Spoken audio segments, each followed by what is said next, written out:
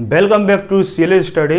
आज हम बात करेंगे electric field due to a system of charges, यानी कि आवेशों के निकाय के कारण वैद्युत क्षेत्र। देखो क्या है, यदि हमारे पास कोई इतना बड़ा निकाय हो, उस पूरे निकाय में ऐसे ऐसे बिंदु आवेश स्थित हों, पूरे में बिंदु आवेश स्थित हों, उस पूरे निकाय के कारण किसी बाहर स्थित दूसरे बिंदु पर हमें उस बिंदु पर क्या निकालना है, वैद्युत क्षेत्र की तीव्रता निकालनी है। ठीक है, तो बहुत सारे बिंदु आवेशों के कारण जब हमें बाहर तीव्रता निकालनी है तो पहले हम इसको देखेंगे कि एक बिंदु आवेश के कारण वैद्युत क्षेत्र की तीव्रता कैसे निकालते हैं। इस बात को हम पहले अपने लास्ट लेक्चर्स वीडियो में बता चुके हैं, लेकिन एक बार आपको रिकॉल करा देते हैं। माना कि हमारे पास कोई एक ये प्लस क्यू आवेश है, हमारे पास ये कोई बिंदु आवेश है प्लस क्यू। इस बिंदु आवेश के कारण हमें इस बिंदु पर, ये बिंदु P मान लो, ठीक है, इस बिंदु पर हमें क्या वैद्युत क्षेत्र की तीव्रता ज्ञात करनी है। वेक्टर क्वांटिटी है, हमने वेक्टर लगा दिया। हमें इस बिंदु P पर वैद्युत क्षेत्र की तीव्रता ज्ञात करनी है।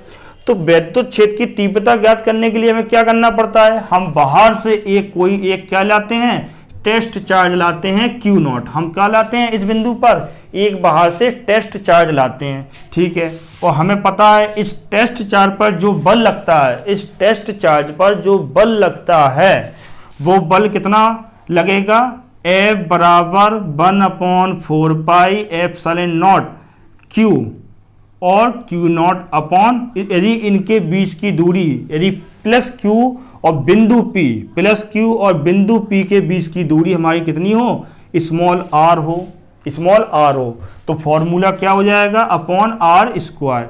ये हम जानते हैं कूलाम के नियम से। क्या जानते हैं, यदि हमारे पास दो आवेश इस प्रकार से रखे हों तो वहां पर इनके बीच में जो बल कार्य कर रहा होगा वो इतना होगा। ठीक है, तो वैद्युत क्षेत्र की तीव्रता का फॉर्मूला हमने क्या बताया था, वैद्युत क्षेत्र की तीव्रता का फॉर्मूला बताया था F/Q0। ठीक है, कई बच्चे कहते हैं, उनसे पूछते हैं यदि हम, क्या वैद्युत क्षेत्र की तीव्रता, क्या वैद्युत क्षेत्र की तीव्रता Q0 पर निर्भर करती है, तो बोलते हैं हाँ करती है। क्यों, हाँ क्यों बोल देते, इसलिए बोल देते हैं क्योंकि इस फॉर्मूले में क्या आया है, Q0 आया है।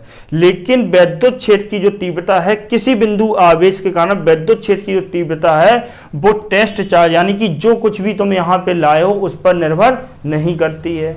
ठीक है, अभी हम थोड़ा सा और बताएंगे, पहले इसका हम फॉर्मूला ड्राइव कर लेते हैं। ठीक है, तो ये तो हम जानते हैं E बराबर F/Q होता है, अपने लास्ट वीडियो में पढ़ चुके हैं। ठीक है, अब यहाँ पर यदि यहाँ पे एक आवेश आ गया टेस्ट चार्ज, तो इनके बीच में बल कितना लग रहा होगा, यानी कि ये कितने बल को महसूस कर रहा है, वो इतने बल को महसूस कर रहा है। ठीक है, तो इस F का मान यहाँ पुट कर दो, तो क्या हो जाएगा 1/4 pi epsilon not Q0 upon r square. और यहाँ पर क्या बचा, यहाँ पे अभी बचा है Q0, तो यहाँ पे आ जाएगा Q0, तो Q0 से Q0 कैंसिल, तो यहाँ पे क्या बचेगा, E बराबर 1/4 pi epsilon not Q upon r square.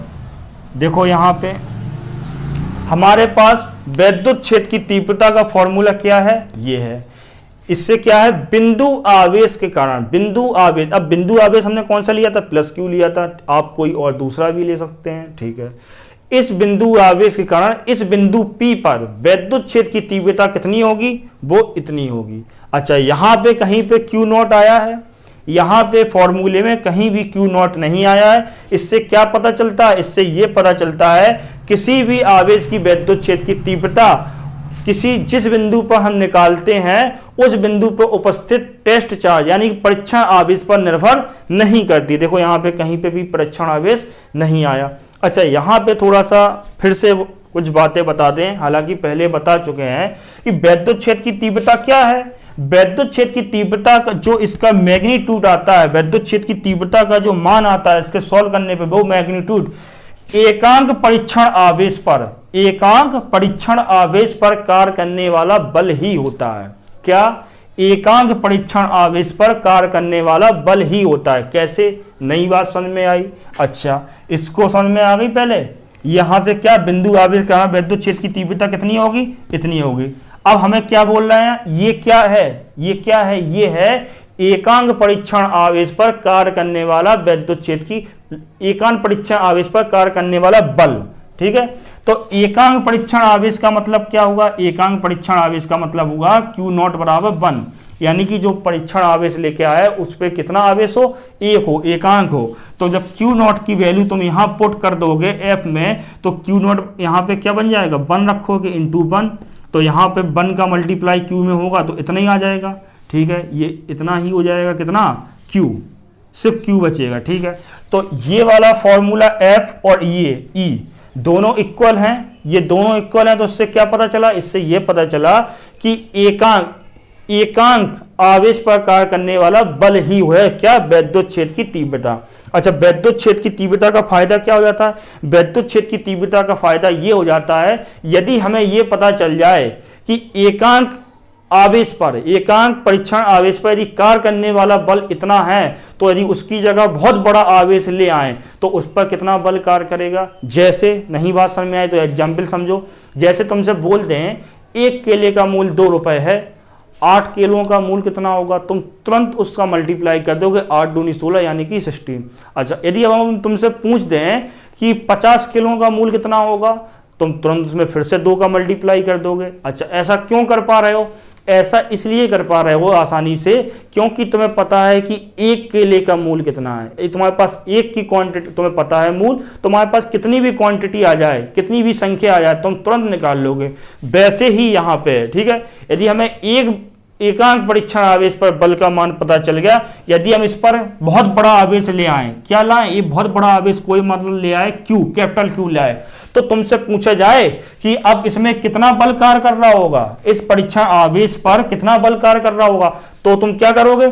तुम्हें एक परीक्षण आवेश के तुम्हें मान पता है, एकांक पर, एकांक आवेश पर तुम्हें पता है, एकांक पर कितना, इसको मान लो F1 मान लिया हमने। क्या मान लिया? F1 मान लिया। ठीक है, तुमने F1 इंटू कितने पर देखना है? Q, यानी Q कितना है यहाँ? 8 नहीं, Q होगा यहाँ पे। ठीक है, अच्छा, हमने ये कैसे कर दिया? हमने ये वैसे ही कर दिया जैसे आपने 8 का मल्टीप्लाई 2 में किया था, वैसे ही हमने यहाँ पे Q का मल्टीप्लाई F1 में कर दिया। यानी कि आपको एकांक के बारे में पता है और आपको Q के उसमें चाहिए, यदि आवेश Q आ जाए तब, तो तुमने तुरंत मल्टीप्लाई कर लिया। इस प्रकार से निकाल लेंगे। तो विद्युत क्षेत्र का काम, ये सब फायदे होते हैं इसके। ठीक है, अब हमारा टॉपिक क्या है? अब टॉपिक की तरफ चलते हैं। हमें देखना है आवेशों के निकाय के कारण।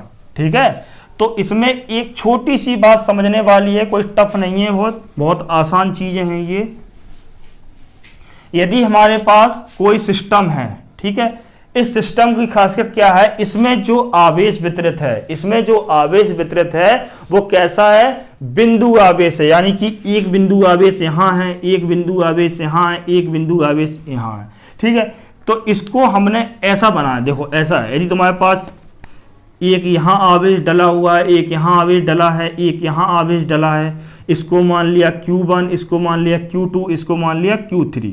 अच्छा, ये तुम्हारे पास 3 आवेश है, इसका एक हमने सिस्टम ऐसा बना दिया, अंडर उसके कर्व के अंदर कर दिया, जिससे कि आपको पता चले ये एक सिस्टम है। ठीक है, अब हमें करना क्या है? हमें किसी बाहर स्थित बिंदु पर, हमसे देखो, इस आवेश के कारण विद्युत क्षेत्र की तीव्रता होगी, इस आवेश के कारण भी बाहर विद्युत क्षेत्र की तीव्रता होगी, इसके कारण भी होगी। ठीक है, इसका अपना क्षेत्र है, इसका भी अपना क्षेत्र होगा, इसका भी अपना क्षेत्र होगा। अच्छा, अब इन तीनों का, यदि ये तीनों पास में रखे हैं तो इसका पूरा एक अपना क्षेत्र बन जाएगा। बात समझ में आ रही? अच्छा, इसका एक जो क्षेत्र बन जाएगा, उसका क्षेत्र यहां पे कहीं फैला हुआ होगा। अच्छा, इस क्षेत्र के अंदर स्थित किसी भी बिंदु पर यदि तुमसे पूछ दिया जाए कि इन तीनों आवेशों का ना विद्युत क्षेत्र की तीव्रता कितनी है, तुमसे यदि मान लिया यही बिंदु, ये ले लिया तुमने बिंदु P, इस बिंदु पे पूछ दिया, या तुमसे इस बिंदु पे पूछ लिया जाए, अच्छा ये बिंदु कहाँ होंगे? ये बिंदु वहीं तो होंगे, विद्युत क्षेत्र के अंदर ही तो होंगे। विद्युत क्षेत्र के तुम बाहर चले जाओगे, जो क्षेत्र है उसके बाहर चले जाओगे, कोई मतलब नहीं है। जब वहां कुछ प्रभाव ही नहीं हो रहा है उसके बल का, तो तुम वहां जाके क्या करोगे? एक मैग्नेट को तुम एक अपने पास रखे हो, एक मैग्नेट को हम अपने पास रखे हैं यहाँ पे, एक तुम घर पे लिए बैठे हो।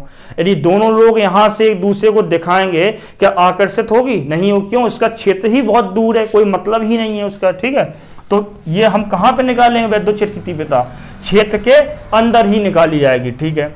तो यहाँ से इसकी ये जो दूरी है वो मान लिया R1 है, ये R2 है, ये Q2 आवेश है ना, तो यहाँ पे R2 ले लेते हैं, और Q1 आवेश है तो Q1 आवेश के लिए यहाँ पे क्या ले लें?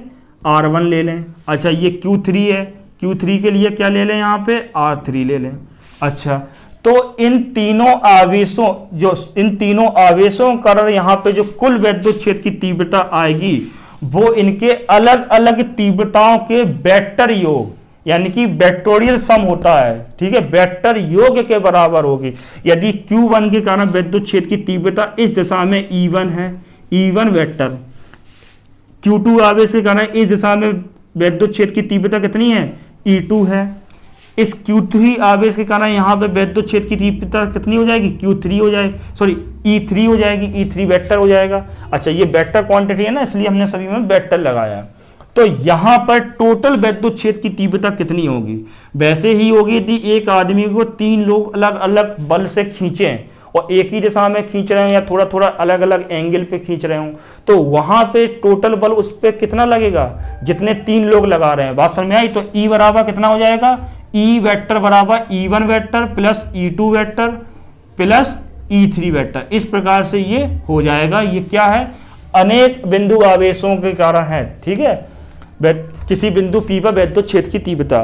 तो आज के लिए इतना। अब जो नेक्स्ट वीडियो होगा उसमें हम ये बताएंगे, यदि आवेश हमारा बिंदु ना हो, एक कोई प्लेट है हमारे पे, धातु की प्लेट है, उसमें तो पूरा आवेश एक समान रूप से फैला हुआ होता है ना, तो वो अविरत आवेश कहलाते हैं, यानी कि कंटिन्यूअस चार्ज। उसके कारण किसी बाहर बिंदु पर स्थिर बिंदु P पर हम वैद्युत क्षेत्र की तीव्रता का मान निकालना सीखेंगे। Thank you very much.